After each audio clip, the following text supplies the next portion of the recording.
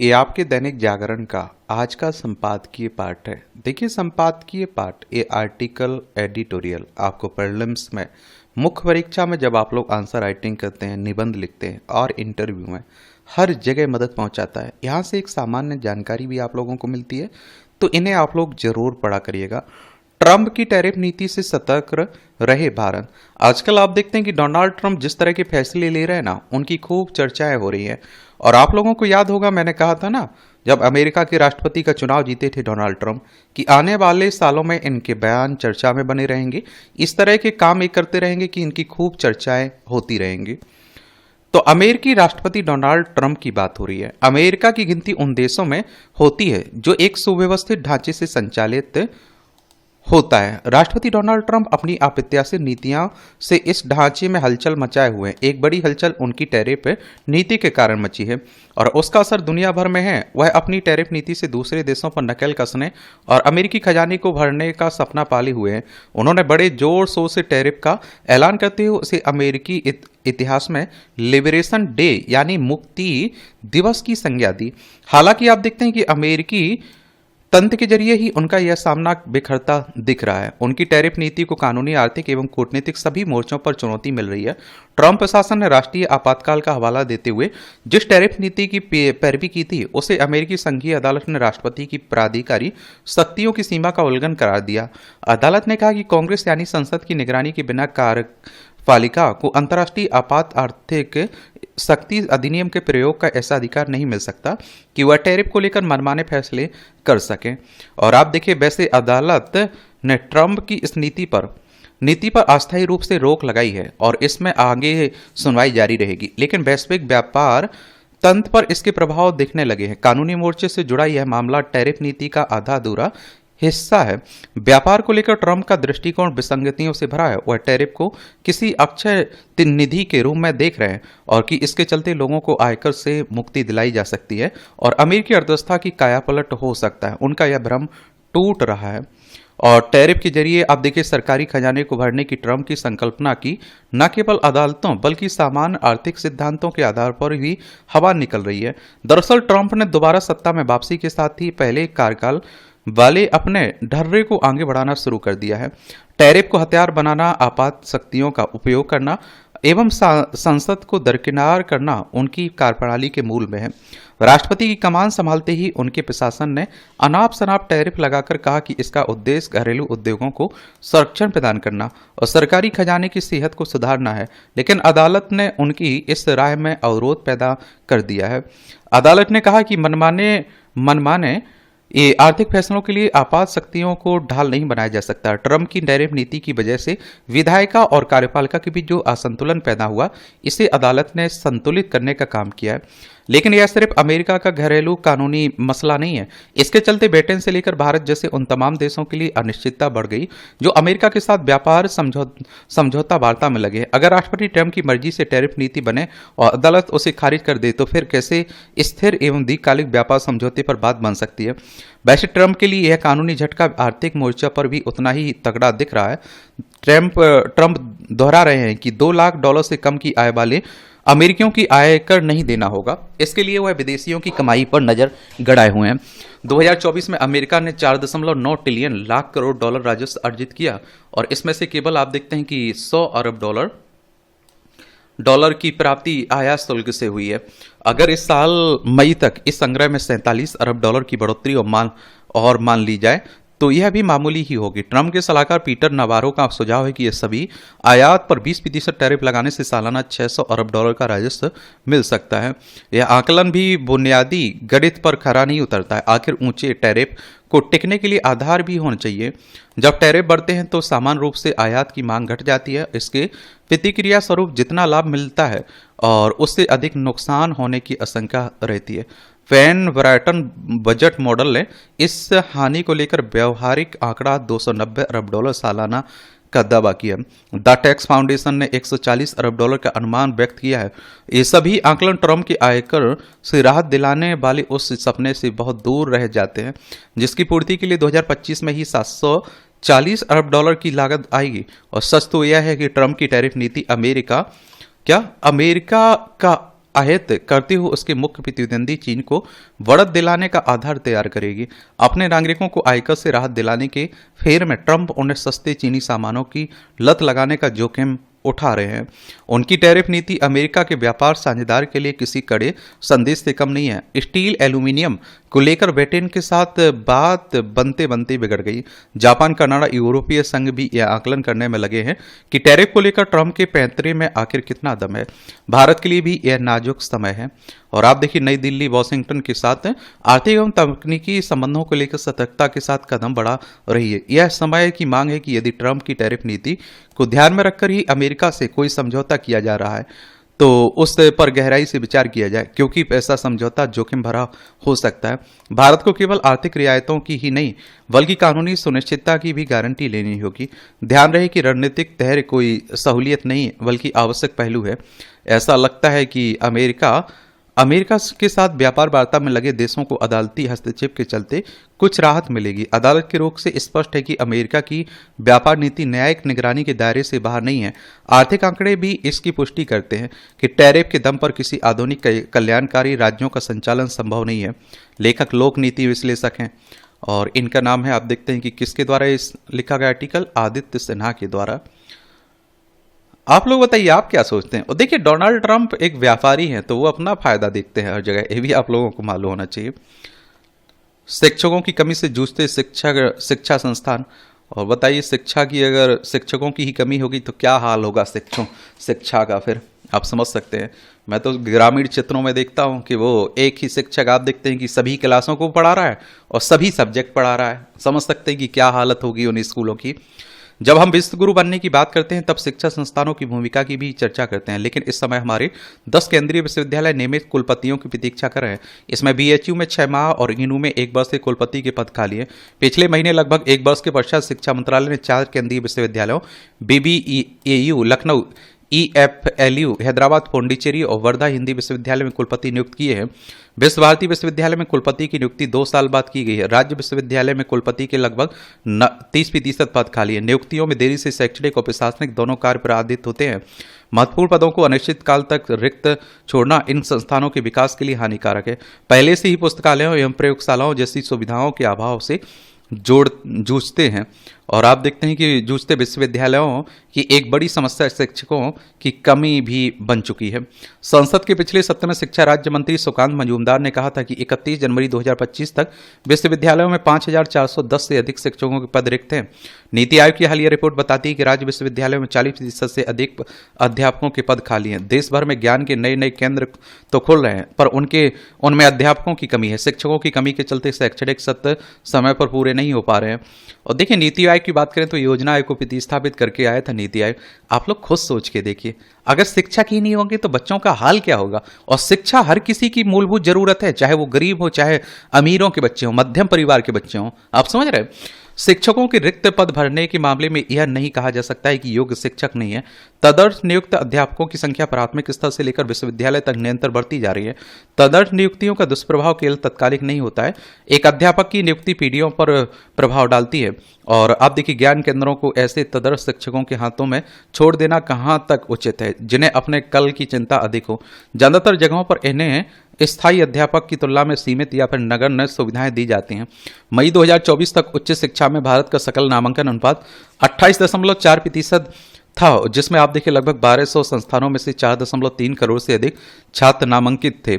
यह आंकड़ा मौजूदा वैश्विक औसत 36.7% से काफी नीचे है। भारत का कोई भी शिक्षण संस्थान विश्व के चोटी के 200 संस्थानों में भी शामिल नहीं है। और विदेश में बेहतर अवसरों की तलाश में बड़ी संख्या में छात्र देश छोड़ रहे हैं। शिक्षा मंत्रालय के अनुसार पिछले साल लगभग 9 लाख छात्र उच्च शिक्षा के लिए विदेश गए थे। इन छात्रों ने विदेश में शिक्षा प्राप्त करने पर 5.1 लाख करोड़ रुपए का खर्च किया। यह पैसा वित्त वर्ष 2023-24 में केंद्र सरकार द्वारा उच्च शिक्षा के लिए आवंटित वार्षिक बजट 44,090 करोड़ रुपए से 10 गुना अधिक है। वैश्विक जनसंख्या में भारत की हिस्सेदारी 10% है। इसके बावजूद उच्च शिक्षा के लिए आने वाले विदेशी छात्रों में भारत की हिस्सेदारी हिस्सेदारी आप देखिए महज 1% है। शिक्षा बजट को मजबूती देने के लिए भारत सरकार ने 2004 में 2% शिक्षा उपकर लागू किया था। 2019 से इस शिक्षा उपकर को 4% शिक्षा एवं स्वास्थ्य उपकर में से बदल दिया गया और सरकार के लिए यह उपकर राजस्व का एक स्थायी स्रोत नहीं है। फिर भी 2015 के बाद इसने कुल शिक्षा व्यय का 70% वित्त पोषित किया। इसका मतलब है कि उपकर शिक्षा व्यय का एक नियमित तरीका बन गया है। हमारे राज्य विश्वविद्यालय नियंत्रित कम होते वित्त पोषण से प्रभावित हैं, जिसके परिणाम स्वरूप बुनियादी ढांचे और शैक्षणिक मानकों में गिरावट आ रही है। उनका फंडिंग मॉडल छात्र शुल्क पर अत्यधिक निर्भर करता है। इसके कारण कई छात्रों से गुणवत्तापूर्ण शिक्षा लगातार दूर होती जा रही है। शिक्षा जगत की समस्याओं का समाधान प्राथमिकता के आधार पर किया जाना चाहिए, क्योंकि शिक्षा देश के आर्थिक विकास की आधारशिला होती है। इसके लिए उद्यमिता शिक्षा पर जोर देना होगा। और आप देखते हैं कि छात्रों को इतना सक्षम बनाना होगा कि जब स्कूल कॉलेजों से बाहर निकलें तो देश को आगे ले जाने सकें। और प्रोफेसर यशपाल समिति 2009 में की गई सिफारिशों भी प्रासंगिक है, जिसमें उन्होंने उच्च शिक्षा के लिए अधिक धनराशि आवंटित करने और निजी निकायों पर कड़ा विनियमन निगरानी रखने की सिफारिश की थी। अगले माह नई राष्ट्रीय शिक्षा नीति को लागू हुए 5 वर्ष पूरे हो जाएंगे। अतिरिक्त धन आवंटन के बिना पूरे देश में राष्ट्रीय शिक्षा नीति की सिफारिशों को लागू करना कठिन है। Digital India, make in India, skill India जैसी महत्वपूर्ण कार्यक्रम तभी सफल होंगे जब विभिन्न रियोडिस स्कीम का पैसा शिक्षा और अनुसंधान क्षेत्र में लगाया जाए। विकसित भारत के लिए शिक्षा की गुणवत्ता का आधार मजबूत होना आवश्यक है। भारतीय शिक्षा को समकालीन दुनिया के अनुरूप ढालने का साथ शिक्षण संस्थानों में शिक्षकों की कमी को जल्द दूर करना चाहिए। लेखक जेएनयू के अटल स्कूल ऑफ मैनेजमेंट में प्रोफेसर हैं डॉक्टर ब्रिजेश कुमार तिवारी के द्वारा यह आर्टिकल लिखा गया है। अहंकार उपादन हमें इतिहास के पन्ने तब पलटने चाहिए जब हम उस अध्ययन काल के वर्तमान में कुछ भविष्य निकाल सकें। इसके लिए आवश्यक है इतिहास को अच्छे बुरे के वजह समग्रता की दृष्टि से देखा जाए। दोष उपादान के बिना गुण का उपयोग संभव नहीं हो। कोई एक गुण किसी दूसरे के सहयोग के बिना कभी उपयोगी सिद्ध ही नहीं हो सकता है। भूमि में उपजने वाली सभी उपयोगी धान या फल, सब्जी आदि अपने सभी दोषों को त्याग कर गुण का उपयोग कर लेने का संदेश लेकर ही पैदा होते हैं। कुशल पाक शास्त्री वह है जो उपयोगी से अनुपयोगी को निकालकर उसमें अन्य आवश्यक अपेक्षित सामग्री के समावेश एवं उसके संतुलित उपयोग से सुस्वादु स्वास्थ्यवर्धक भोजन तैयार कर सके। और आप देखिए इतिहास वस्तुतः तेल का देश काल व्यक्ति की सीमित सीमाओं असीमित महत्वाकांक्षाओं की विशाल संग्रहालय होती हैं। योग्य विद्यार्थी उसमें महत्वाकांक्षी के स्थान पर समाज कल्याण आत्मकल्याण को स्थापित कर ऐतिहासिक के स्थान पर अपना नाम पवित्र इतिहास या पुराणों में दर्ज करा सकता है। और उसमें करना यह होता है कि अहंकार जैसी वस्तु की इच्छा दूसरों से अपने लिए तो त्यागनी होती है और उसी अहंकार से दूसरी या दूसरों के अहंकार की पूजा करनी होती है।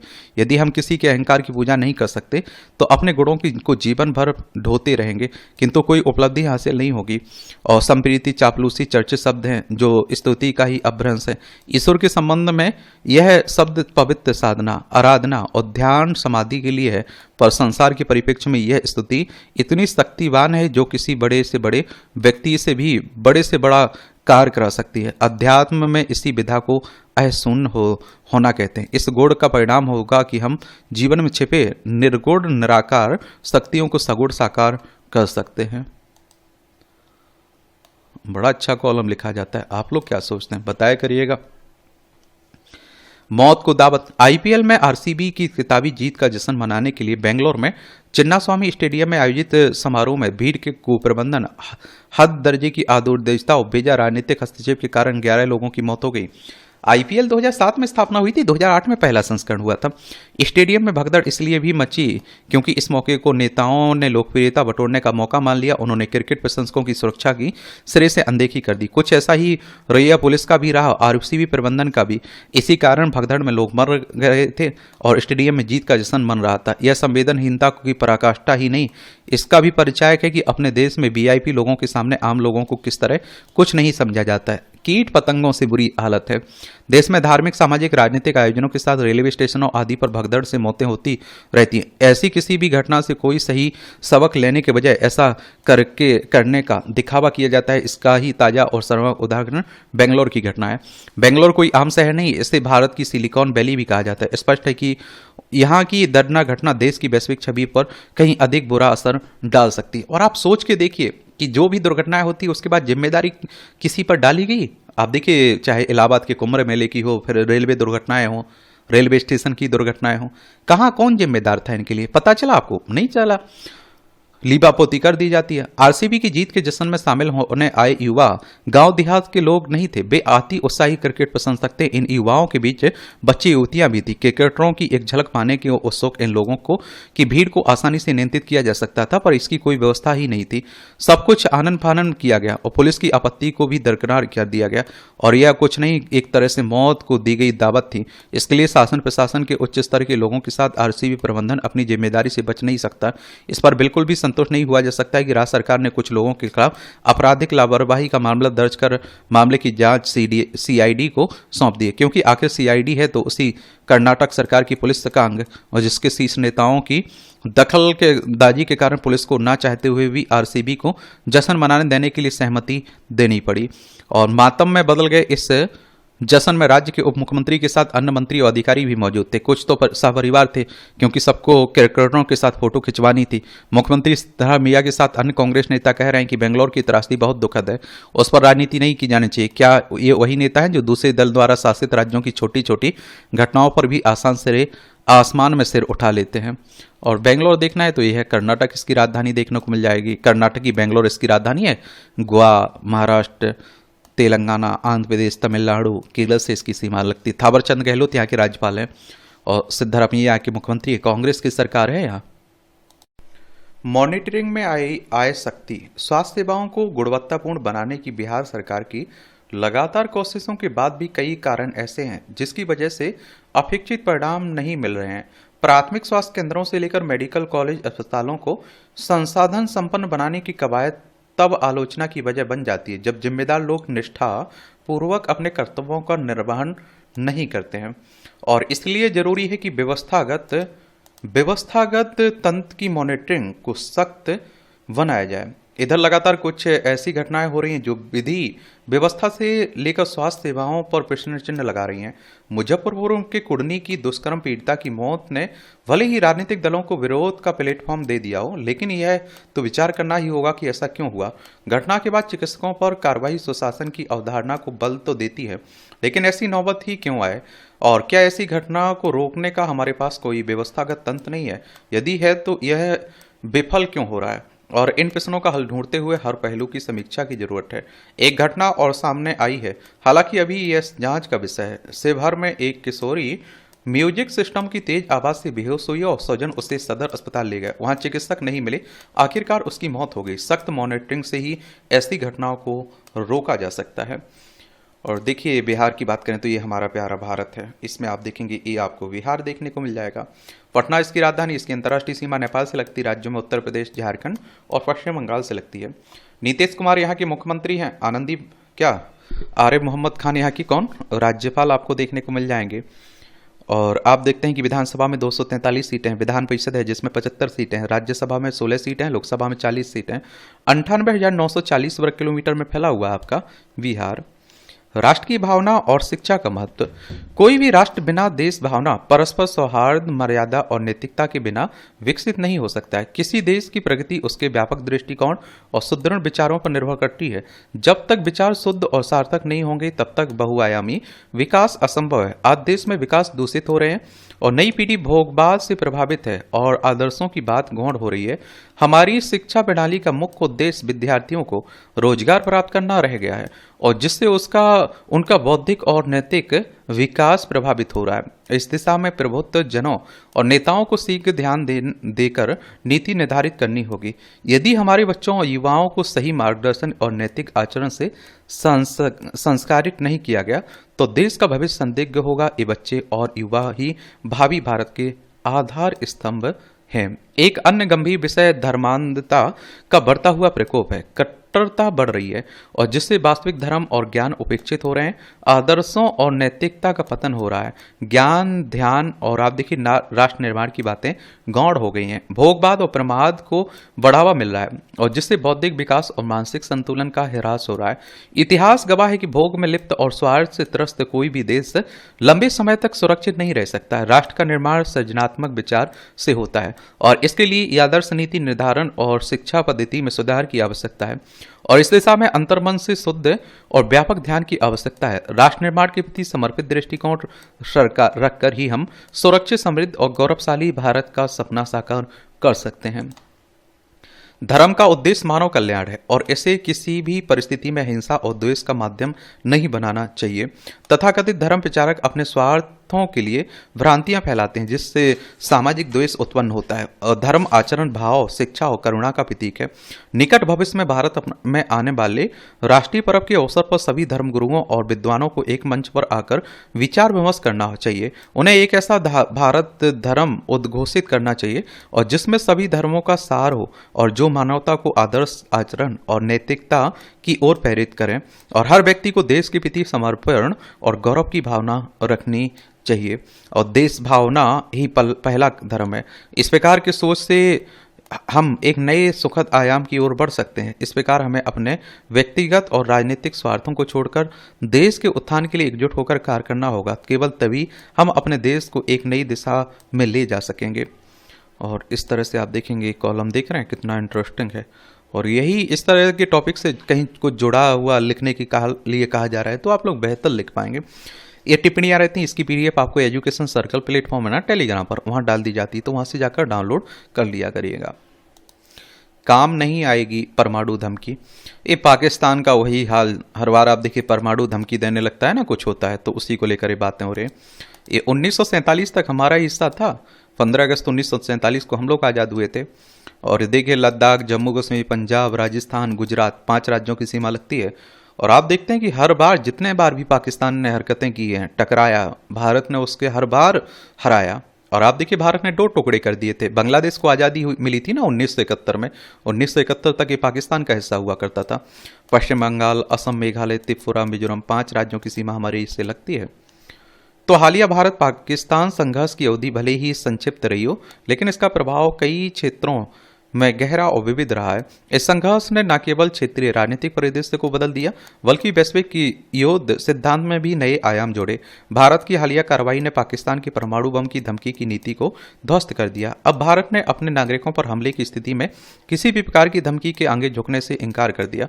भारत ने स्पष्ट कर दिया कि आतंकवाद का कोई भी कृत्य युद्ध के कृत्य के रूप में माना जाएगा। इस प्रकार ऑपरेशन सिंदूर के जरिए भारत ने पाकिस्तान पर आयोजित आतंकवाद के विरोध के प्रति शून्य सहिष्णुता की अपनी प्रतिबद्धता को दोहराया है।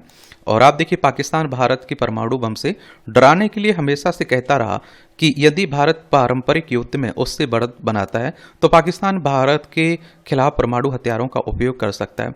पाकिस्तान का परमाणु ब्लैकमेल या भारत के खिलाफ परमाणु युद्ध की धमकी निश्चित रूप से संयुक्त राष्ट्र चार्टर के अनुच्छेद 2.4 और प्रथागत अंतर्राष्ट्रीय कानून का उल्लंघन है। हाल में ऑपरेशन सिंदूर के दौरान भारत द्वारा की जाने वाली निर्णायक कार्रवाई के खिलाफ पाकिस्तानी नेताओं और सैन्य कमांडरों ने परमाणु विकल्प आजमाने की धमकी दी, लेकिन भारत ने इन धमकियों के बावजूद पीछे हटने से इनकार कर दिया।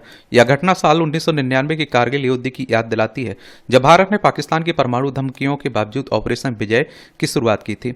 उस समय आप देखते हैं कि पाकिस्तानी सैनिकों ने आतंकवादियों के रूप में भारतीय क्षेत्र में घुसपैठ की, जबकि दोनों देशों के बीच सर्दियों में अग्रिम चौकियों को खाली करने का समझौता था। भारत ने उस समय भी पाकिस्तान की परमाणु धमकी से डरे बिना कारगिल में पाकिस्तानी घुसपैठियों को खदेड़ दिया था। और साल 1974 में भारत के स्माइलिंग बुद्धा नाम से परमाणु परीक्षण के बाद से पाकिस्तान ने भी परमाणु शक्ति संपन्न राष्ट्र बनने का लक्ष्य निर्धारित किया। पाकिस्तान के तत्कालीन प्रधानमंत्री जुल्फिकार अली भुट्टो ने कहा था, हम घास खा लेंगे लेकिन परमाणु हथियार जरूर बनाएगी। 1998 में भारत ने पोखरण 2 परमाणु परीक्षण किया। इसके जवाब में पाकिस्तान ने चगाई परमाणु परीक्षण किए। इसके बाद से दक्षिण एशिया में परमाणु संघर्ष की का साया मंडराने लगा। हालांकि भारत ने कई बार नो फर्स्ट यूज नीति की अपनी प्रतिबद्धता को दोहराया, लेकिन पाकिस्तान ने ऐसी ही किसी नीति को अस्वीकार किया। इसका एकमात्र उद्देश्य अपने नापाक कृत्यों को जारी रखना और भारत को परमाणु युद्ध की धमकी देकर अपने परमाणु शस्त्रागार को एक मनोवैज्ञानिक हथियार के रूप में उपयोग करना। भारत पाकिस्तान ने व्यापक परमाणु परीक्षण प्रतिबंध संधि CTBT पर भी हस्ताक्षर नहीं किए। भारत ने इसे इसलिए अस्वीकार किया क्योंकि इसे वैश्विक प्रसार व्यवस्था में पक्षपातपूर्ण माना, जबकि पाकिस्तान ने भारत के पारंपरिक सैन्य बल के खिलाफ परमाणु हथियारों को तर्कसंगत ठहराने के लिए इस संधि को खारिज किया। पाकिस्तान ने इस बार भी परमाणु ब्लैकमेल का सहारा लिया, लेकिन भारत ने उसके झांसे में नाते हुए पाकिस्तान के भीतर गहराई तक जाकर 9 स्थानों पर स्थित आतंकी ठिकानों और कई एयरबेस पर हमला किया, और जिसमें अनेक आतंकी और सैनिक मारे गए। किसी भी प्रकार की नागरिक क्षति नहीं हुई है। इस पर पाकिस्तान ने उन्मादी प्रतिक्रिया दी और भारतीय सैन्य और नागरिक ठिकानों पर हमले किए, जिन्हें भारतीय वायुसेना वायु रक्षा प्रणाली ने सफलतापूर्वक लगभग 100% विफल कर दिया। इन तनाव के दौरान पाकिस्तान को अंतर्राष्ट्रीय स्तर पर अलग थलग पड़ता देखा गया और विश्व शक्तियों ने पाकिस्तान द्वारा आतंकवादियों को आश्रय देने की उसके अतीत के रिकॉर्ड को देखते हुए भारत के रूप में समर्थन किया। पाकिस्तान ने अपने परमाणु बम कार्ड पर भरोसा किया और उसे उम्मीद थी कि इससे अंतर्राष्ट्रीय शक्तियां भारत के साथ मध्यस्थता कराने के लिए आगे आएंगी, लेकिन अब दुनिया पाकिस्तान की इस परमाणु ब्लैकमेलिंग को समझने लगा है। चीन, अमेरिका, इस्लामिक देशों का संगठन जैसे साझेदार जो पहले तनाव के समय पाकिस्तान का समर्थन करते थे, अब उससे दूरी बना रहे हैं। पाकिस्तान का यह भेड़िया जैसा रवैया अब विश्व समुदाय को भ्रमित नहीं कर पा रहा है। पाकिस्तान अपने परमाणु हथियारों को केवल सैन्य निवारक के रूप में नहीं, बल्कि वह उन्हें आतंकवाद को कूटनीतिक आवरण देने के रूप में भी इस्तेमाल करता है। पाकिस्तान के सैन्य और खुफिया सेवाओं के सहयोग से चलने वाले आतंकवादी संगठनों ने भारतीय धरती पर रक्त बहाया। अब विश्व समुदाय इस वास्तविकता को समझने लगा है। पाकिस्तान के पूर्व सहयोगी जो पहले संघर्ष को शांत करने के लिए तेजी से हस्तक्षेप करते थे, अब वह पाकिस्तान को आत्मनिरीक्षण करने की सलाह दे रहे हैं। राजनीतिक स्थिरता, आर्थिक शक्ति या फिर परमाणु धमकियों के अलावा किसी वास्तविक निवारक के अभाव में पाकिस्तान के रणनीतिक विकल्प तेजी से सीमित हो रहे हैं। भारत ने इसके विपरीत अधिक संयमित और परिपक्व दृष्टिकोण अपनाया है। साल 2019 के बालाकोट हवाई हमलों से लेकर हाल की कार्रवाइयों और आप देखते हैं कि तक भारत ने यह साबित कर दिया कि वह परमाणु धमकी के आगे नहीं झुकेगा। भारतीय सैन्य अधिकारियों ने यह स्पष्ट कर दिया कि ऑपरेशन सिंदूर अभी भी जारी है। भारत के दृढ़ रुख से यह संकेत दिया गया कि परमाणु धमकी अब ना तो आतंकवाद के लिए ढाल बनेगी और ना ही कूटनीतिक उपकरण। जैसे जैसे भारत एक जिम्मेदार शक्ति के रूप में अपनी भूमिका को सुदृढ़ कर रहा है, पाकिस्तान को यह तय करना होगा कि क्या वह पुरानी धमकियों और बाहरी समर्थन पर निर्भर रहेगा या फिर आप देखें एक नया रास्ता चुनेगा और जिसमें वह भारत के खिलाफ आतंकवादी तत्वों का उपयोग करना बंद कर देगा। और सुरक्षित नहीं पाकिस्तान के परमाणु हथियार, तो आप देखिए पाकिस्तान के पास परमाणु हथियार सुरक्षित रहने के उचित पर सवाल उठने लगे। यदि पाकिस्तान के परमाणु हथियार आतंकियों के हाथ आ जाते तो वे इन हथियारों का इस्तेमाल करके मानवता को संकट में डाल सकते हैं। गत दिनों रक्षा मंत्री राजनाथ सिंह ने इस परिप्रेक्ष्य में कहा कि वैश्विक समुदाय को विचार करने की जरूरत है कि पाकिस्तान जैसे दुष्ट देशों के पास क्या परमाणु हथियारों का होना उचित है। अंतर्राष्ट्रीय परमाणु ऊर्जा एजेंसी पाकिस्तान के परमाणु हथियारों को अपनी निगरानी एवं नियंत्रण में ले। अमेरिकी गुप्तचर एजेंसी CIA के पूर्व वरिष्ठ खुफिया अधिकारी केविन हलवर्ट की बात माने तो पाकिस्तान दुनिया के सबसे ज्यादा खतरनाक देशों में से एक है। पाकिस्तान की यह डरावनी सूरत इसलिए बन गई क्योंकि 3 तरह के जोखिम वहां खतरनाक ढंग से बढ़ रहे हैं: आतंकवाद, ढह रही अर्थव्यवस्था और परमाणु हथियारों की जरूरत से ज्यादा भंडारण। दुनिया में अंतर्राष्ट्रीय शांति और सुरक्षा के लिए सक्रिय संस्था स्टॉकहोम अंतर्राष्ट्रीय शांति अनुसंधान संस्थान की जनवरी 2024 में जारी रिपोर्ट के अनुसार पाकिस्तान के पास 170, भारत के पास 172 परमाणु बम है। इसलिए पाकिस्तान भारत को परमाणु हमले की धमकी देता रहा है। दूसरे विश्व युद्ध के दौरान अमेरिका ने जापान के शहर हिरोशिमा नागासाकी पर परमाणु बम गिराए थे। इससे वहां लाखों लोग तो मरे ही, हजारों लोग अनेक वर्षों तक लाइलाज बीमारियों की भी गिरफ्त में है। विकिरण प्रभावित क्षेत्र दशकों तक अपंग बच्चों को के पैदा होने का सिलसिला जारी रहा। इतना आसान नहीं होता है परमाणु बम कहीं गिर जाए और फिर वहां जीवन पनप जाए। अमेरिका ने पहला परमाणु परीक्षण 1945 में किया, तब परमाणु हथियार निर्माण की पहली अवस्था में थे, किंतु तब से लेकर अब तक घातक से घातक परमाणु हथियार निर्माण की दिशा में बहुत प्रगति हो चुकी है। लिहाजा अब इन हथियारों का इस्तेमाल इस्तेमाल होता है तो बर्बादी की विभीषिका हिरोशिमा नागासाकी से कहीं ज्यादा भयावह होगी। इसलिए कहा जा रहा है कि आज दुनिया के पास इतनी बड़ी मात्रा में परमाणु हथियार हैं कि समूची धरती को एक बार नहीं अनेक बार नष्ट किया जा सकता है। दुनिया के पास इस समय 12,119 परमाणु हथियार हैं। तय है कि भविष्य में दो देशों के बीच हुए युद्ध की परिणति यदि विश्व युद्ध में बदलती है तो परमाणु हमले शुरू हो जाते हैं तो हालात कल्पना से कहीं आप देखिए डरावने ज्यादा डरावने होंगे। दुनिया में फिलहाल 9 परमाणु शक्ति संपन्न देश हैं। ये देश अमेरिका, रूस, फ्रांस, चीन, ब्रिटेन, भारत, पाकिस्तान, इजराइल, उत्तर कोरिया है। इनमें अमेरिका, रूस, फ्रांस, चीन और ब्रिटेन परमाणु अप्रसार संधि में शामिल है। इस संधि का मुख्य उद्देश्य परमाणु हथियारों इसके निर्माण की तकनीक को प्रतिबंधित बनाए रखना है। हालांकि ये देश इस मकसद पूर्ति में सफल नहीं रहे। पाकिस्तान ने ही तस्करी के जरिए उत्तर कोरिया को परमाणु हथियार निर्माण की तकनीक हस्तांतरित की है और वह आज परमाणु शक्ति संपन्न नया देश बन गया है।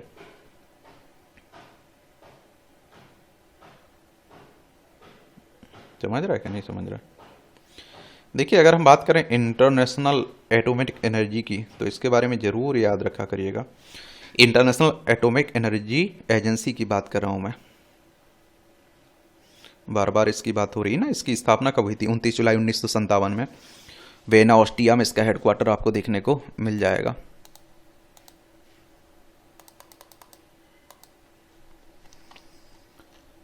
ये सरना धर्म कोड पर राजनीति में उफान हुआ है, देखें वही आप देखते हैं राजनीति की बातें हो रही हैं। बस आप लोग सरना कोड के बारे में याद रखिएगा। सरना कोड क्या है? सजना कोड कोई आधिकारिक या व्यापक रूप से मान्य प्राप्त कोड नहीं है। हालांकि सरना धर्म एक आदिवासी धर्म जीवन शैली है जो भारत में छोटा नागपुर पठारी क्षेत्र में पाया जाता है। सरना धर्म के अनुयायी जल, पानी यानी जंगल, जमीन की पूजा पर जोर देते हैं। ये भी आप लोग याद रखिएगा।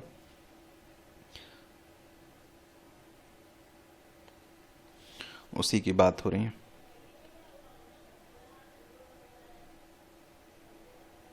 दरअसल आदिवासियों के लिए सरना धर्म कोड की मांग पिछले कई सालों से उठ रही है और सरना धर्म कोड की मांग का मतलब यह है कि भारत में होने वाली जनगणना के दौरान प्रत्येक व्यक्ति के लिए जो फॉर्म भरा जाता है उसमें दूसरे सभी धर्मों की तरह आदिवासियों के धर्म का जिक्र करने के लिए अलग से एक कॉलम बनाए, जिसमें जिस तरह हिंदू, मुस्लिम, क्रिश्चियन, जैन, सिख, बौद्ध धर्म के लोग अपने धर्म का उल्लेख जनगणना के फॉर्म में करते हैं ना, उसी तरह आदिवासी भी अपने सरना धर्म का उल्लेख करें।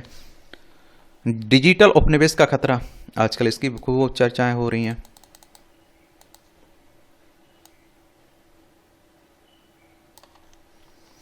स्मार्टफोन से लेकर इंटरनेट मीडिया तक देश की अर्थव्यवस्था और सामाजिक ताना बाना तेजी से डिजिटल हो रहा है और डिजिटलीकरण हमारे लिए सुविधा, संपर्क और समृद्धि के नए रास्ते खोल रहा है। लेकिन सवाल यह उठता है कि क्या हम सचमुच इस डिजिटल क्रांति के सूत्रधार हैं या फिर बस किसी और के बनाए डिजिटल तंत्र के उपभोक्ता बनकर रह गए। एक समय था कि जब औपनिवेशिक ताकतों ने दुनिया पर कब्जा जमाकर अपने साम्राज्य का विस्तार किया था। फिर बारी आई सॉफ्ट पावर यानी संस्कृति, भाषा, मीडिया, कूटनीति के जरिए अपना प्रभाव बनाने की। और आप देखते हैं कि यह दौर डिजिटल उपनिवेशवाद का है। और आप देखिए, जहां किसी देश की शक्ति केवल सैन्य बल या सांस्कृतिक प्रभाव से नहीं बल्कि डाटा पर नियंत्रण से तय होती है। स्टैटिस्टिका के मुताबिक भारत में 90 करोड़ से अधिक इंटरनेट उपयोगकर्ता हैं। यह संख्या हर दिन बढ़ रही है। दुनिया की शीर्ष 10 tech platforms Google, Facebook, Instagram, Amazon, X आदि पर भारतीय उपभोक्ताओं की भारी संख्या है। लेकिन इनमें से एक भी कंपनी भारतीय नहीं है। हमारे लोगों का डाटा भारत में नहीं बल्कि विदेशी कंपनियों के नियंत्रण में है।